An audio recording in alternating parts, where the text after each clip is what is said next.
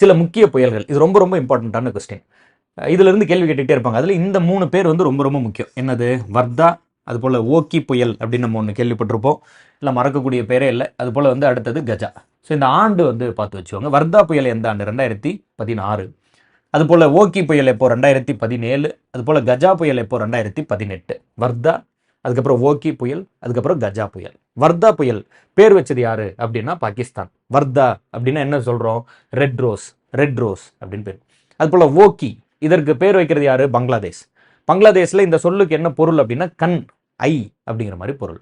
அதுபோல் கஜா, தாய்லாந்து தான் பேர் வைக்கிறாங்க. இப்போ மோந்தா, அதுவும் தாய்லாந்து தான் பேர் வைக்கிறது. கஜா அப்படிங்கிறதும் தாய்லாந்து தான் பேர்.